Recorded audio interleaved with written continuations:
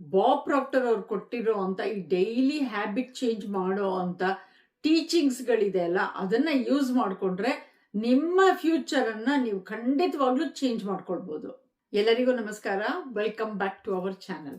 Bob Proctor ಅವ್ರ ಹೆಸರನ್ನ ನೀವು ಕೇಳಿರ್ಬೋದು. ಅವರು ದ ಸೀಕ್ರೆಟ್ ಅಂತ ದೊಡ್ಡ ಮೂವಿ ಬಂತಲ್ಲ, ಅದರಲ್ಲಿ ಅವ್ರು ಆಕ್ಟ್ ಮಾಡಿದ್ರು. ಹಾಗೆ ಸುಮಾರು ಬುಕ್ಸ್ಗಳು ಇದೆ ಅವ್ರದ್ದು. ತುಂಬಾ ಒಳ್ಳೊಳ್ಳೆ ಟೀಚಿಂಗ್ಸ್ ಹೇಳ್ಕೊಟ್ಟಿದ್ದಾರೆ. ಅವರು 60 ವರ್ಷಕ್ಕಿಂತ ಹೆಚ್ಚಾಗಿ ಈ ಫೀಲ್ಡ್ ಅಲ್ಲಿ ಕೆಲಸ ಮಾಡಿದ್ದಾರೆ. ತುಂಬಾ ಜನಗಳ ಜೀವನನ ಅವರು ಟ್ರಾನ್ಸ್ಫಾರ್ಮ್ ಮಾಡಿದ್ದಾರೆ. ಅವ್ರು ಟೀಚ್ ಮಾಡ್ತಾ ಇದ್ದಿದ್ದು ಏನು ಅಂತಂದ್ರೆ, ನಮ್ಮ ಬಿಲೀಫ್ಸು, ನಮ್ಮ ಹ್ಯಾಬಿಟ್ಸು, ನಮ್ಮ ಥಾಟ್ಸು, ನಮ್ಮ ಸೆಲ್ಫ್ ಇಮೇಜು, ಸೊ ಇದೆಲ್ಲದ್ರದ್ದು ರಿಸಲ್ಟ್ಸು ನಮ್ಮ ಜೀವನ ನಾವು ಹೇಗೆ ನಡೆಸ್ತಾ ಇದ್ದೀವಿ ಅಂತ. ನಾನು ಅವ್ರ ಕೋರ್ಸ್ ಅಲ್ಲಿ ಕಲ್ತಿರೋ ಅಂತ ಕೆಲವು ಪವರ್ಫುಲ್ ಟೀಚಿಂಗ್ಸ್ ನಿಮ್ ಜೊತೆ ಶೇರ್ ಮಾಡ್ತಾ ಇದ್ದೀನಿ. ಫಸ್ಟ್ ಒನ್, ಅವ್ರು ಹೇಳ್ತಾ ಇದ್ದಿದ್ದು ಯಾವಾಗ್ಲೂ ನಿಮ್ಮ ಪ್ಯಾರಾಡೈಮು ನಿಮ್ಮ ಜೀವನನ ಕಂಟ್ರೋಲ್ ಮಾಡ್ತಾ ಇದೆ ಅಂತ. ನಿಮ್ಮ ರಿಸಲ್ಟ್ಸ್ ಅನ್ನ ನೀವೇನಾದ್ರು ಚೇಂಜ್ ಮಾಡ್ಬೇಕು ಅಂತ ಇದ್ರೆ ನಿಮ್ಮ ಪ್ಯಾರಾಡೈಮ್ ಅನ್ನ ಚೇಂಜ್ ಮಾಡಿ ಸಾಕು. ಪ್ಯಾರಾಡೈಮ್ ಅಂತಂದ್ರೆ ಇನ್ನೇನು ಅಲ್ಲ, ನಮ್ಮ ಸಬ್ ಕಾನ್ಶಿಯಸ್ ಮೈಂಡ್ ಅಲ್ಲಿ ಗಟ್ಟಿಯಾಗಿ ಕೂತಿರೋ ಅಂತ ನಂಬಿಕೆಗಳು ಮತ್ತೆ ಹ್ಯಾಬಿಟ್ಸ್. ಸೊ ತುಂಬಾ ಜನ ಏನ್ ಮಾಡ್ತಾರೆ, ನಾನು ಚೇಂಜ್ ಮಾಡ್ತೀನಿ ಹಾಗೆ ಹೀಗೆ ಅಂತ ಹೇಳಿ ಮ್ಯಾನಿಫೆಸ್ಟೇಷನ್ ಯೂಸ್ ಮಾಡಿ, ಲಾ ಆಫ್ ಅಟ್ರಾಕ್ಷನ್ ಯೂಸ್ ಮಾಡಿ ಎಲ್ಲಾ ತರದ ಆಕ್ಷನ್ ತಗೊಂಡು ಚೇಂಜ್ ಮಾಡ್ಕೊಳ್ತಾರೆ. ಆಮೇಲೆ ಸ್ವಲ್ಪ ದಿನಗಳಾದ್ಮೇಲೆ ಮತ್ತೆ ಅದೇ ಹ್ಯಾಬಿಟ್ಸಿಗೆ ಹೊಟ್ಟೋಗ್ತಾರೆ. ಅದು ನಮ್ಮ ಸಬ್ ಕಾನ್ಶಿಯಸ್ ಮೈಂಡ್ ಅಲ್ಲಿ ಕೂತಿರತ್ತಲ್ಲ, ಕಂಫರ್ಟೇಬಲ್ ಆಗಿರುವಂತ ಕಂಫರ್ಟ್ ಝೋನು, ಅದು ವಾಪಸ್ ನಮ್ಮನ್ನ ಎಳ್ಕೊಂಡ್ಬಿಡುತ್ತೆ. ಎಕ್ಸಾಂಪಲ್ ಹೇಳೋದಾದ್ರೆ, ಹಣ ತುಂಬಾ ಬೇಕು ಅಂತ ಹೇಳ್ತೀರಾ, ಆದ್ರೆ ಎಕ್ಸ್ಟ್ರಾ ಖರ್ಚು ಮಾಡಕ್ ಬಿಡ್ತೀರಾ. ಕಾನ್ಫಿಡೆನ್ಸ್ ಬೇಕು ಅಂತ ಹೇಳ್ತೀರಾ, ಆದ್ರೆ ಏನಾದ್ರೂ ಒಂದು ಆಪರ್ಚುನಿಟಿ ಬಂದಾಗ ಅದನ್ನ ಅಯ್ಯೋ ಬೇಡಪ್ಪ ಇದು ಅಂತ ಹೇಳಿ ತಳ್ತೀರಾ. ಹೆಲ್ತ್ ಬೇಕು ಅಂತ ಹೇಳ್ತೀರಾ, ಆದ್ರೆ ಬೇಡದೆ ಇರೋಂತ ಅನ್ಹೆಲ್ತಿ ಹ್ಯಾಬಿಟ್ಸ್ ನ ನೀವು ಕಲ್ಟಿವೇಟ್ ಮಾಡ್ಕೊಳ್ತೀರಿ. ಈ ಪ್ಯಾರಾಡೈಮ್ ನ ನೀವು ಚೇಂಜ್ ಮಾಡ್ಬೇಕು ಅಂತಿದ್ರೆ ನಿಮ್ಗೆ ಒಂದು ಪ್ರಶ್ನೆ ಕೇಳ್ಕೊಳ್ಳಿ. ಸೊ ಯಾವ ಒಂದು ಅಭ್ಯಾಸನ ನಾನು ಯಾವಾಗ್ಲೂ ರಿಪೀಟ್ ಮಾಡ್ತಾ ಇರ್ತೀನಿ, ನಾನ್ ಚೇಂಜ್ ಮಾಡ್ಬೇಕು ಅಂತ ಅನ್ಕೊಂಡ್ರು ಕೂಡ ಯಾವ್ದೊಂದು ಅಭ್ಯಾಸ ಇದೆ ಅದನ್ನ ನಾನು ತಿರ್ಗಾ ರಿಪೀಟ್ ಮಾಡ್ತಾ ಇರ್ತೀನಿ ಅಂತ. ಅದೇ ನಿಮ್ಮ ಒಂದು ಕ್ಲೂ, ನಿಮ್ಮ ಪ್ಯಾರಾಡೈಮ್ ಅಲ್ಲಿ ಅದು ಡೀಪ್ ಆಗಿ ಕೂತಿದೆ ಅಂತ. ಸೆಲ್ಫ್ ಇಮೇಜ್ ಇರತ್ತಲ್ವಾ, ಅದು ಲಿಮಿಟ್ಸ್ ನ ಸೆಟ್ ಮಾಡುತ್ತೆ. ಸೊ ಬಾಬ್ ಪ್ರಾಕ್ಟರ್ ಹೇಳ್ತಾ ಇದ್ದಿದ್ದು, ನೀವು ಎಷ್ಟು ಹಣ ಬೇಕು ಅಂತ ಅನ್ಕೊಳ್ತೀರಾ ಅಷ್ಟನ್ನ ನೀವು ಯಾಕೆ ಸಂಪಾದನೆ ಮಾಡಲ್ಲ ಅಂತಂದ್ರೆ, ನಿಮ್ಮಲ್ಲಿ ನೀವು ಒಂದು ಇಮೇಜ್ ಬೆಳೆಸ್ಕೊಂಡ್ಬಿಡ್ತೀರಾ ಅಲ್ವಾ, ಇಷ್ಟಕ್ಕೆ ನಾನು ಯೋಗ್ಯತೆ ಇರೋದು ಅಂತ ಅನ್ಬಿಟ್ಟು. ಸೊ ಅದಕ್ಕೆ ಅಷ್ಟನ್ನೇ ಮಾತ್ರ ನೀವು ಸಂಪಾದನೆ ಮಾಡ್ತೀರಾ. ನೀವೇನಾದ್ರೂ ನಾನ್ ಸಕ್ಸಸ್ಫುಲ್ ಇಲ್ಲ, ನಾನ್ ಲಕ್ಕಿ ಇಲ್ಲ, ನಾನ್ ವರ್ದಿ ಅಲ್ಲ ಅಂತ ಬಿಲೀವ್ ಮಾಡ್ತಾ ಇದ್ರೆ, ಆ ಬಿಲೀಫ್ಗೆ ಬೇಕಾಗೋ ಅಂತ ಆಪರ್ಚುನಿಟಿಗಳನ್ನ ಅಟ್ರಾಕ್ಟ್ ಮಾಡ್ತಾ ಇರ್ತೀರಾ ನೀವು. ಸೊ ನಿಮ್ಮ ಸೆಲ್ಫ್ ಇಮೇಜ್ ಅನ್ನ ಚೇಂಜ್ ಮಾಡೋದು ಅಂತಂದ್ರೆ ಬುಟಾಟಿಕೆಯಿಂದ ನಾನು ಹಂಗ್ ಮಾಡ್ತೀನಿ ಹಿಂಗ್ ಮಾಡ್ತೀನಿ ಅಂತ ಅನ್ನೋದಲ್ಲ. ಕನ್ಸಿಸ್ಟೆಂಟ್ ಆಗಿರುವಂತ ಥಾಟ್ಸ್ ಇಂದ, ಕನ್ಸಿಸ್ಟೆಂಟ್ ಆಗಿರುವಂತ ಆಕ್ಷನ್ ಇಂದ, ಆಮೇಲೆ ಒಂದು ನಂಬಿಕೆಯಿಂದ ನೀವು ನಿಮ್ಮ ಸೆಲ್ಫ್ ಇಮೇಜ್ ಅನ್ನ ನಿಧಾನವಾಗಿ ಕನ್ಸಿಸ್ಟೆಂಟ್ ಆಗಿ ಚೇಂಜ್ ಮಾಡ್ಕೊಳ್ತಾ ಹೋಗ್ತೀರಾ. ಇದನ್ನ ಮಾತ್ರ ನೀವು ಬರೀಲೇಬೇಕು. ಬರೆಯೋದ್ರಿಂದ ತುಂಬಾ ತುಂಬಾ ತುಂಬಾ ಒಳ್ಳೆ ಎಫೆಕ್ಟ್ ಇದೆ ಅದು. ಸೊ ನೀವು ಬರ್ದಾಗ ಏನಾಗುತ್ತೆ, ನೀವು ಫಿಸಿಕಲಿ ಬರೀತೀರಾ, ಕಣ್ಣಿಂದ ನೋಡ್ತೀರಾ, ಮನ್ಸಲ್ಲಿ ಥಿಂಕ್ ಮಾಡ್ತೀರಾ, ಅದನ್ನ ವಿಜುವಲೈಸ್ ಮಾಡ್ತೀರಾ. ಸೊ ಆವಾಗ ಏನಾಗುತ್ತೆ, ನಿಮ್ಮ ಸಬ್ ಕಾನ್ಶಿಯಸ್ ಮೈಂಡ್ಗೆ ರೀಚ್ ಆಗುತ್ತೆ, ಮತ್ತೆ ಅದನ್ನ ಫೀಲ್ ಕೂಡ ಮಾಡ್ತೀರಾ ಅಲ್ವಾ. ಸೊ ಅದ್ ಮಾಡಿದ ತಕ್ಷಣ ಸಬ್ ಕಾನ್ಶಿಯಸ್ ಮೈಂಡ್ಗೆ ಯಾವ್ದು ನಿಜ ಯಾವ್ದು ಸುಳ್ಳು ಅಂತ ಗೊತ್ತಿಲ್ಲ. ಸೊ ನೀವು ಫೀಲ್ ಮಾಡ್ಕೊಂಡು ವಿಜುವಲೈಸ್ ಮಾಡಿದ ತಕ್ಷಣ ಇದು ರಿಯಲ್ ಲೈಫಲ್ಲಿ ಆಗ್ತಾ ಇದೆ ಅಂತ ಅನ್ಕೊಂಡು ಅದನ್ನ ತಂದು ಬೇಗ ಕೊಡುತ್ತೆ ನಿಮಗೆ. ಸೊ ಬರೆಯುವಾಗ, so I am becoming someone who, ಏನ್ ಕ್ವಾಲಿಟಿ ಬೇಕಾಗಿದೆ ನಿಮ್ಮಲ್ಲಿ, ಕಾನ್ಫಿಡೆನ್ಸ್ ಬೇಕಾಗಿದ್ಯಾ, ಡಿಸಿಪ್ಲಿನ್ ಬೇಕಾಗಿದ್ಯಾ, ಕಾಮ್ ಆಗಿರೋದು ಬೇಕಾಗಿದ್ಯಾ, ಪೇಷನ್ಸ್ ಇರೋದು ಬೇಕಾಗಿದ್ಯಾ, ಅದನ್ನ ನೀವು ಬರಿಬೇಕು. ನಿಮ್ಮ ಜೀವನದಲ್ಲಿ ನೀವ್ ಏನ್ ಚೇಂಜಸ್ ತರಬೇಕು ಅಂತ ಅನ್ಕೊಂಡಿದ್ದೀರಾ, ನಿಮ್ಮಲ್ಲಿ ನೀವ್ ಏನ್ ಚೇಂಜಸ್ ತರಬೇಕು ಅನ್ಕೊಂಡಿದ್ದೀರಾ, ಸೊ ಅದನ್ನ ಬರಿ. ಸೊ ಇದೇನ್ ಮಾಡತ್ತೆ, ನೀವು ಬರ್ದು ಇದನ್ನ ಓದ್ತಾ ಇರುವಾಗ ನಿಮ್ಮ ಸಬ್ ಕಾನ್ಶಿಯಸ್ ಮೈಂಡ್ಗೆ ಮೆಸೇಜ್ ಕಳ್ಸತ್ತೆ. ಸೊ ನಾನು ಈ ವ್ಯಕ್ತಿ ಆಗಿದ್ದೀನಿ ಆಲ್ರೆಡಿ ಅಂತ ಅನ್ಬಿಟ್ಟು. ಸೊ ಆ ವ್ಯಕ್ತಿ ಆಲ್ರೆಡಿ ಆಗಿದ್ದೀರಾ ಅಂತ ಹೇಳಿ ಸಬ್ ಕಾನ್ಶಿಯಸ್ ಮೈಂಡ್ ಅಲ್ಲಿ ಒಂದ್ಸಲ ನೀವು ನಂಬಿಕೆ ಕೂಡಿಸ್ಬಿಟ್ರೆ, ಏನ್ ಮಾಡಿದ್ರು ಆ ನಂಬಿಕೆ ನಿಜ ಆಗ್ಲೇಬೇಕು ನಿಮ್ ಜೀವನದಲ್ಲಿ. ಆ ತರ ಸಬ್ ಕಾನ್ಶಿಯಸ್ ಮೈಂಡ್ ವರ್ಕ್ ಮಾಡುತ್ತೆ. ಥಾಟ್ಸ್ ನಮ್ಮ ಜೀವನದಲ್ಲಿ ಸ್ಟಾರ್ಟಿಂಗ್ ಪಾಯಿಂಟ್, ಆದ್ರೆ ಆಕ್ಷನ್ ತುಂಬಾ ಮುಖ್ಯವಾದದ್ದು. ಥಾಟ್ ಇಂದ ಶುರುವಾಗುತ್ತೆ, ಆಕ್ಷನ್ ಇಂದ ಎಂಡ್ ಆಗುತ್ತೆ. ಸೊ ಎಷ್ಟೊಂದು ಜನಕ್ಕೆ ಮ್ಯಾನಿಫೆಸ್ಟೇಷನ್ ಅಂದ್ರೆ ಬರೀ ಪಾಸಿಟಿವ್ ಆಗಿ ಥಿಂಕ್ ಮಾಡೋದು ಅಂತ ಅನ್ಕೊಂಡ್ಬಿಟ್ಟಿದ್ದಾರೆ. ಆದ್ರೆ ಬಾಬ್ ಪ್ರಾಕ್ಟರ್ ಹೇಳೋದು ಯಾವಾಗ್ಲೂ ಆಕ್ಷನ್ ತುಂಬಾ ಇಂಪಾರ್ಟೆಂಟು. ಥಾಟ್ಸ್ ಏನ್ ಮಾಡುತ್ತೆ, ನಮ್ಮ ಯೋಚನೆಗಳು ಏನ್ ಮಾಡುತ್ತೆ, ನಮ್ಮ ಫೀಲಿಂಗ್ಸ್ ಅನ್ನ ಇನ್ಫ್ಲೂಯೆನ್ಸ್ ಮಾಡುತ್ತೆ. ಈ ಫೀಲಿಂಗ್ಸ್ ಏನ್ ಇನ್ಫ್ಲೂಯೆನ್ಸ್ ಮಾಡುತ್ತೆ, ಆಕ್ಷನ್ ತಗೊಳ್ಳೋ ತರ ಮಾಡುತ್ತೆ. ರಿಪೀಟೆಡ್ ಆಕ್ಷನ್ ಏನ್ ಮಾಡುತ್ತೆ, ಅದು ಒಂದು ಹ್ಯಾಬಿಟ್ ಆಗ್ಬಿಡುತ್ತೆ. ಆಮೇಲೆ ಆ ಹ್ಯಾಬಿಟ್ಗಳು ನಿಮ್ಮ ರಿಸಲ್ಟ್ಸ್ ಮೂಲಕ ಹೊರಗಡೆ ಕಾಣುತ್ತೆ. ಸೊ ಬರೀ ವಿಜುವಲೈಸ್ ಮಾಡ್ಕೊಂಡ್ರೆ, ಆಕ್ಷನ್ ಮಾಡ್ದೇನೆ, ಅವಾಗ ನಿಮ್ಮ ಗೋಲ್ಗಳು ಬರೀ ಐಡಿಯಾಸ್ ಆಗಿ ಉಳ್ಕೊಂಡ್ಬಿಡುತ್ತೆ ಅಷ್ಟೇನೆ. ಡೈಲಿ ಪ್ರಾಕ್ಟೀಸ್ ಇದಕ್ಕೆ ಏನು ಅಂತಂದ್ರೆ, ಎವ್ರಿ ಡೇ ಬೆಳಗ್ಗೆ ಹೊತ್ತು ನೀವು ಮನ್ಸಲ್ಲಿ ಅನ್ಕೊಳ್ಳಿ, ಇವತ್ತಿನ ದಿನ ನಾನು ಏನ್ ಒಂದು ಆಕ್ಷನ್ ಮಾಡೋದ್ರಿಂದ ನನ್ನ ಗೋಲು, ನನ್ನ ಡ್ರೀಮ್ಸ್ ಏನಿದೆ ಅದಕ್ಕೆ ರೀಚ್ ಆಗೋದಕ್ಕೆ ಒಂದು ಹೆಜ್ಜೆ ಮುಂದೆ ಇಡ್ತೀನಿ. ಒಂದು ಸಣ್ಣ ಆಕ್ಷನ್ ಆದ್ರೂ ಸರಿ ತಗೊಳಕ್ ಶುರು ಮಾಡಿ ಎವ್ರಿ ಡೇ. ಅದರಿಂದ ಏನಾಗುತ್ತೆ, ಮೊಮೆಂಟಮ್ ಬಿಲ್ಡ್ ಆಗ್ತಾ ಹೋಗುತ್ತೆ. ಒಂದೊಂದೇ ಹನಿ ಬಿದ್ದಾಗ ಒಂದು ಪಾಟ್ ಅಲ್ಲಿ ಫುಲ್ ನೀರ್ ತುಂಬಿಕೊಳ್ಳುತ್ತಲ್ವಾ. ಸೊ ಅದೇ ತರ ಒಂದೊಂದೇ ಆಕ್ಷನ್ ತಗೊಂಡಾಗ ನಿಮ್ಮ ಗೋಲ್ಸ್, ನಿಮ್ಮ ಡ್ರೀಮ್ಸ್ಗೆ ರೀಚ್ ಆಗೋದಕ್ಕೆ ಅನುಕೂಲ ಆಗ್ತಾ ಹೋಗುತ್ತೆ. ತುಂಬಾ ತುಂಬಾ ಮುಖ್ಯವಾಗಿರುವಂಥದ್ದು, ಡಿಸೈಡ್ ಮಾಡಿ ನಿಮಗೆ ಏನ್ ಬೇಕಾಗಿದೆ ಅಂತ. ಎಷ್ಟೋ ಜನ ಎಡಬೋದು ಇಲ್ಲೇನೆ. ಏನ್ ಬೇಕಾಗಿದೆ ಅನ್ನೋದೇ ತುಂಬಾ ಜನಕ್ಕೆ ಗೊತ್ತಿಲ್ಲ. ತುಂಬಾ ಜನ ಏನ್ ಮಾಡ್ತಾರೆ, ನಮಗೆ ಏನ್ ಬೇಡ ಅದ್ರ ಬಗ್ಗೆ ಜಾಸ್ತಿ ಥಿಂಕ್ ಮಾಡ್ತಾರೆ ಹೊರತು ನಮಗೆ ಏನ್ ಬೇಕಾಗಿದೆ ಅದ್ರ ಬಗ್ಗೆ ಗಮನನೇ ಕೊಡಲ್ಲ. ಬಾಬ್ ಪ್ರಾಕ್ಟರ್ ಹೇಳ್ತಾ ಇದ್ದಿದ್ದು, ನಿಮ್ಮ ಗೋಲ್ಸ್ ಕಡೆ ತುಂಬಾ ಗಮನ ಕೊಡ್ಬೇಕು ನೀವು ಅಂತ. ಸೊ ನೀವು ಅಯ್ಯೋ ನಂಗೆ ಸ್ಟ್ರೆಸ್ಸೇ ಬೇಡಪ್ಪ, ಅಯ್ಯೋ ನಂಗೆ ಸ್ಟ್ರೆಸ್ಸೇ ಬೇಡಪ್ಪ ಅಂತ ಅನ್ಕೊಳ್ಳೋ ಬದ್ಲಿಗೆ, ನನಗೆ ಇವತ್ತು ನೆಮ್ಮದಿಯಾಗಿರುವಂತ, ಬ್ಯಾಲೆನ್ಸ್ಡ್ ಆಗಿರುವಂತ ದಿನ ಇರ್ಲಿ ಅಂತ ಅನ್ಕೋಬೇಕು. ಕ್ಲಾರಿಟಿ ಏನ್ ಮಾಡತ್ತೆ, ನಿಮ್ಮ ಅಟೆನ್ಷನ್ ನ, ನಿಮ್ಮ ಫೋಕಸ್ ನ, ನಿಮ್ಮ ಡಿಸಿಷನ್ ಗೈಡ್ ಮಾಡೋದಿಕ್ಕೆ ಅನುಕೂಲ ಮಾಡ್ಕೊಡತ್ತೆ. ಕ್ಲಾರಿಟಿ ತುಂಬಾ ಇಂಪಾರ್ಟೆಂಟ್. ಏನ್ ಗೋಲ್ ಅಂತ, ಇವಾಗ ಏನಾದ್ರು ಮೈಸೂರಿಗೆ ಹೋಗ್ಬೇಕು ಅಂತಂದ್ರೆ ನೀವು ಗೂಗಲ್ ಮ್ಯಾಪ್ ಅಲ್ಲಿ ಇವಾಗ ಡೆಸ್ಟಿನೇಷನ್ ಎಲ್ಲಿಗೆ ಹೋಗ್ಬೇಕು ಅಂತ ಹಾಕದೇನೆ ಎಲ್ಲೋ ಹೋಗ್ಬೇಕು ಅಂತ ಅನ್ಕೊಂಡ್ರೆ ಗೂಗಲ್ ಮ್ಯಾಪ್ ದಾರಿ ತೋರ್ಸಕ್ಕೆ ತುಂಬಾ ಕಷ್ಟ ಆಗುತ್ತೆ, ತೋರ್ಸಕ್ಕಾಗಲ್ಲ. ಸೊ ಅದೇ ಏನಾದ್ರು ನಾನು ಮೈಸೂರಿಗೆ ಹೋಗ್ಬೇಕು ಅಂತ ನೀವೇನಾದ್ರು ಗೂಗಲ್ ಮ್ಯಾಪ್ ಅಲ್ಲಿ ಹಾಕಿದ್ರೆ ಎಷ್ಟು ನೀಟಾಗಿ ದಾರಿ ತೋರ್ಸುತ್ತೆ.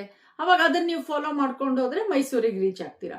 ಡೆಸ್ಟಿನೇಷನ್ ಏನು ಹಾಕದೇನೆ ನಂಗೆ ಎಲ್ಲೋ ಹೋಗ್ಬೇಕು ಅನ್ಕೊಂಡ್ರೆ ಆ ಕಡೆ ಹೋಗ್ತೀರಾ, ಈ ಕಡೆ ಹೋಗ್ತೀರಾ, ಈ ಕಡೆ ಹೋಗ್ತೀರಾ, ಗುತ್ತು ಗುರಿ ಇಲ್ದಂಗೆ ಎಲ್ಲೋ ಹೋಗ್ತಾ ಇರ್ತೀರಾ ಅಷ್ಟೇನೆ. ಅದಕ್ಕೆ ಕ್ಲಾರಿಟಿ ತುಂಬಾ ಇಂಪಾರ್ಟೆಂಟ್.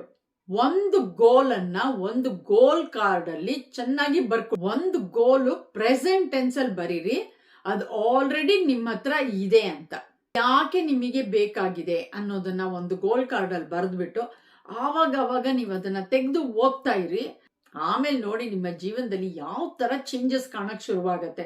ಇದನ್ನ ನಾನ್ ಟ್ರೈ ಮಾಡಿದೀನಿ, ತುಂಬಾ ಪರ್ಫೆಕ್ಟ್ ಆಗಿ ವರ್ಕ್ ಆಗಿದೆ ನನಗೆ. ಸೊ ನನಗೆ ಏನೇನ್ ರಿಸಲ್ಟ್ಸ್ ಬರುತ್ತೋ ನಾನು ಆ ಟೆಕ್ನಿಕ್ಸ್ ಗಳನ್ನೆಲ್ಲ ನಿಮ್ಮ ಹತ್ರ ಹೇಳ್ಕೊಡ್ತೀನಿ. ಸೊ ಖಂಡಿತವಾಗ್ಲೂ ಟ್ರೈ ಮಾಡಿ, ನೀವೇ ನೋಡ್ತೀರಾ ಎಷ್ಟು ಬೇಗ ಈಸಿಯಾಗಿ ರಿಸಲ್ಟ್ ಸಿಕ್ಕತ್ ನಿಮಗೆ ಅಂತ.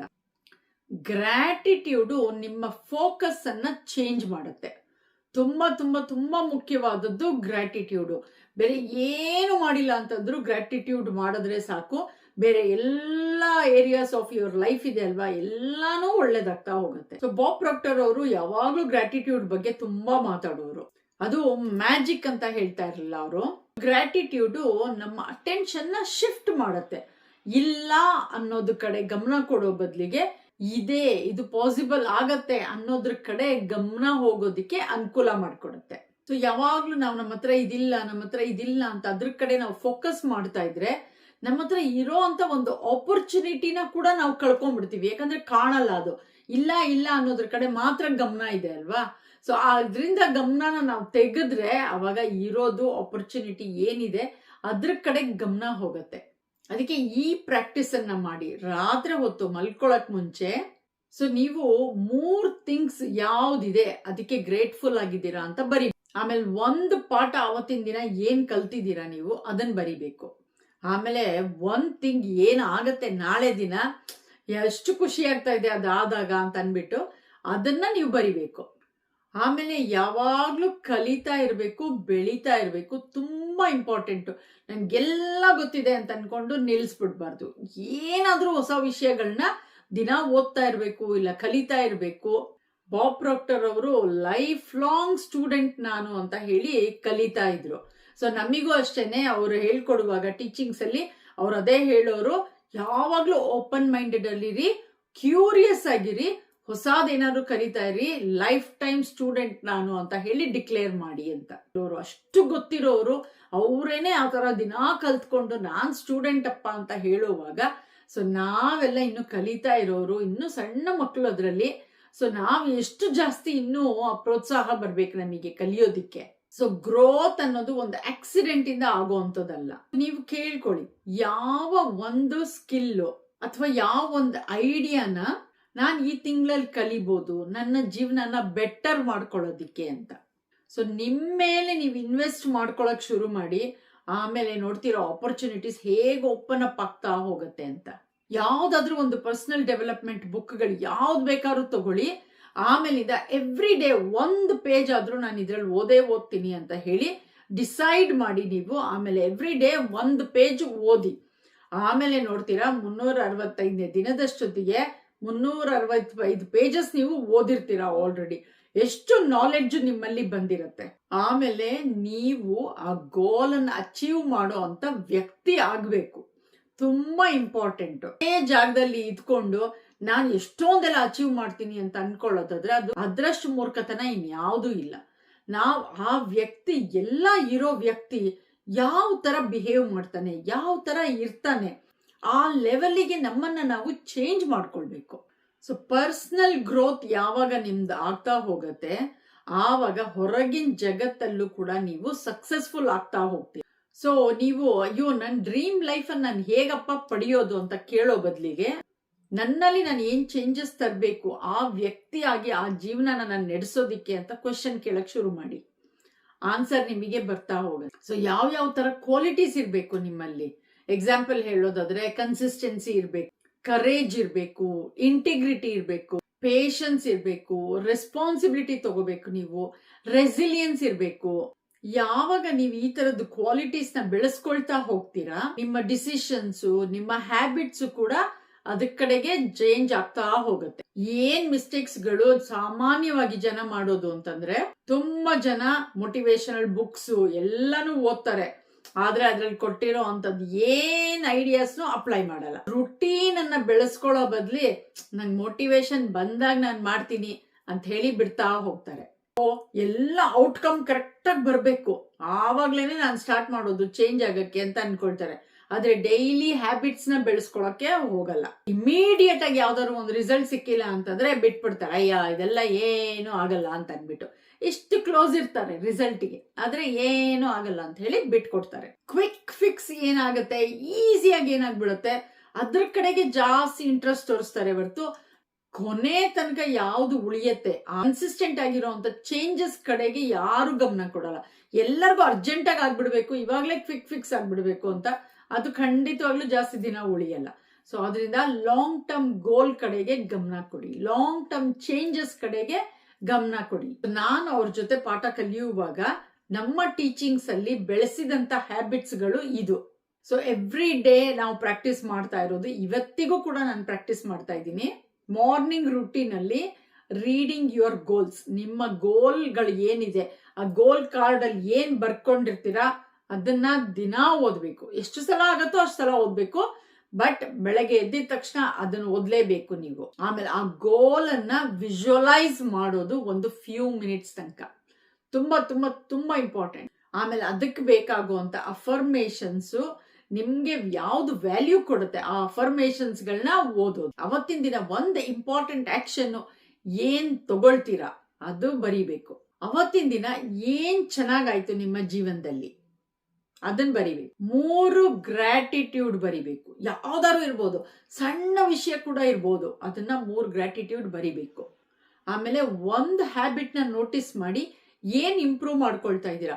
ತುಂಬಾ ಕಂಪ್ಲೇಂಟ್ ಮಾಡ್ತಾ ಇದ್ರಿ ಅಂತಂದ್ರೆ, ಒಂದು 10 ಕಂಪ್ಲೇಂಟ್ ಮಾಡ್ತಾ ಇದ್ರಿ ಒಂದ್ ದಿನಕ್ಕೆ ಅಂದಾಗ, ಇವತ್ತೇನಾದ್ರು ಅಕಸ್ಮಾತ್ ನೀವು 8 ಕಂಪ್ಲೇಂಟ್ ಮಾಡಿದ್ರಿ ಅಂದಾಗ, ವಾವ್ ಇವತ್ತಿನ ದಿನ ನಾನು ಬರೀ 8 ಕಂಪ್ಲೇಂಟ್ ಮಾಡಿದ್ನಲ್ಲ, ಕಮ್ಮಿ ಆಯ್ತು ನನ್ನ ಕಂಪ್ಲೇಂಟ್ಸು ಅಂತ ಅದನ್ನ ಗುರ್ತಿಟ್ಕೊ. ಸೊ ಬಾಬ್ ಪ್ರಾಕ್ಟರ್ ಯಾವಾಗ್ಲೂ ಹೇಳ್ತಾ ಇದ್ರು, ನಿಮ್ಮ ಒಳಗಡೆ ನೀವು ಚೇಂಜಸ್ ತಗೊಂಡ್ ಬರ್ಬೇಕು. ಫಸ್ಟ್ ಯಾವಾಗ್ಲೂ ಸ್ಟಾರ್ಟ್ ಮಾಡೋದು ನಿಮ್ಮ ಒಳಗಡೆ ಚೇಂಜಸ್ ತಗೊಂಡ್ ಬನ್ನಿ, ಹೊರಗಡೆ ಚೇಂಜಸ್ ಆಮೇಲೆ ಶುರುವಾಗತ್ತೆ ಅಂತ. ಸೊ ನಿಮ್ಮ ಕರೆಂಟ್ ಸಿಚುವೇಶನ್ ಏನಿದೆಯೋ ಇವಾಗ, ಅದು ನಿಮ್ಮ ಫ್ಯೂಚರ್ ಸಿಚುವೇಶನ್ ಆಗ್ಬೇಕು ಅಂತಿಲ್ಲ. ಅದು ಚೇಂಜ್ ಮಾಡೋ ಶಕ್ತಿ, ಆ ಸಾಮರ್ಥ್ಯ ನಿಮಗಿದೆ.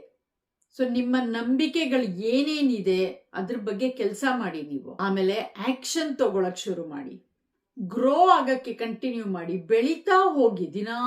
ಸೊ ನೀವು ಇದನ್ನ ಪ್ರಾಕ್ಟೀಸ್ ಮಾಡ್ತಾ ಹೋದ್ರೆ ನೀವು ಬೇರೆ ಜೀವನ ನಿಮಗೆ ಏನ್ ಬೇಕು ಅಂತ ಅನ್ಕೊಂಡಿದ್ದೀರಾ ಅದನ್ನ ನಿಮ್ಗೆ ಪಡೆಯೋದಿಕ್ಕೆ ತುಂಬಾ ಈಸಿ ಆದ್ರೆ ನೀವು ರಾತ್ರೋರಾತ್ರಿ ಎಲ್ಲ ಚೇಂಜ್ ಆಗ್ಬಿಡ್ಬೇಕು ಅಂತಂದ್ರೆ ಖಂಡಿತವಾಗ್ಲೂ ಆಗಲ್ಲ. ಪೇಷನ್ಸ್ ಬೇಕು ಇದಕ್ಕೆ. ತುಂಬಾ ಕನ್ಸಿಸ್ಟೆಂಟ್ ಆಗಿ ನೀವು ಈ ಚೇಂಜಸ್ ಅನ್ನ ನಿಮ್ಮ ಲೈಫ್ ಅಲ್ಲಿ ತಗೊಂಡ್ ಬಂದಾಗ, ಈ ಹ್ಯಾಬಿಟ್ಸ್ ಗಳನ್ನ ನೀವು ಅಳವಡಿಸ್ಕೊಂಡಾಗ ಆಮೇಲೆ ನೋಡ್ತೀರಾ ನಿಮ್ಮ ಜೀವನ ಹೇಗೆ ಚೇಂಜ್ ಆಗತ್ತೆ ಅಂತ. ಆಮೇಲೆ ಈ ಹ್ಯಾಬಿಟ್ಸ್ ಎಷ್ಟು ಗಟ್ಟಿಯಾಗಿ ನಿಮ್ಮ ಸಬ್ ಕಾನ್ಶಿಯಸ್ ಮೈಂಡ್ ಅಲ್ಲಿ ಹೋಗಿ ಕೂತ್ಕೊಂಡ್ಬಿಡತ್ತೆ ಈ ನಂಬಿಕೆಗಳು ಅಂತಂದ್ರೆ ಆಮೇಲೆ ಅದನ್ನ ಯಾರು ಚೇಂಜ್ ಮಾಡಕ್ಕಾಗಲ್ಲ. ನೀವು ಅಷ್ಟು ಗಟ್ಟಿಯಾಗಿ ಹೊಸ ಜೀವನ, ಹೊಸ ಗೋಲ್ಸ್, ಹೊಸ ಡ್ರೀಮ್ಸ್ ಏನಿದೆ ಅದನ್ನ ನೀವು ಅಚೀವ್ ಮಾಡಿ ಆ ಜೀವನನ ನೀವು ನಡೆಸ್ತಾ ಇರ್ತೀರಾ. ಬಾಬ್ ಪ್ರಾಕ್ಟರ್ ಹೇಳ್ಕೊಟ್ಟಿರುವಂತ ಈ ಪ್ರಾಕ್ಟೀಸ್ ಗಳಲ್ಲಿ ಯಾವ ಪ್ರಾಕ್ಟೀಸ್ ಅನ್ನ ನಿಮ್ಮ ಜೀವನದಲ್ಲಿ ಅಳವಡಿಸ್ಕೊಳಕ್ ಶುರು ಮಾಡ್ತೀರಾ ಅನ್ನೋದನ್ನ ಕಾಮೆಂಟ್ ಸೆಕ್ಷನ್ ಅಲ್ಲಿ ಹಾಕಿ. ಹೋಪ್ಫುಲಿ ನಿಮ್ಮೆಲ್ಲರಿಗೂ ಈ ವಿಡಿಯೋ ಇಷ್ಟ ಆಗಿದೆ ಅಂತ ಅನ್ಕೊಳ್ತೀನಿ. ಇಷ್ಟ ಆಗಿದ್ರೆ ಲೈಕ್ ಮಾಡಿ, ಕಾಮೆಂಟ್ ಮಾಡಿ, ಶೇರ್ ಮಾಡಿ, ಹಾಗೆ ಸಬ್ಸ್ಕ್ರೈಬ್ ಮಾಡಿ ನಮ್ಮ ಚಾನಲ್ಗೆ. Thank you so very much for watching.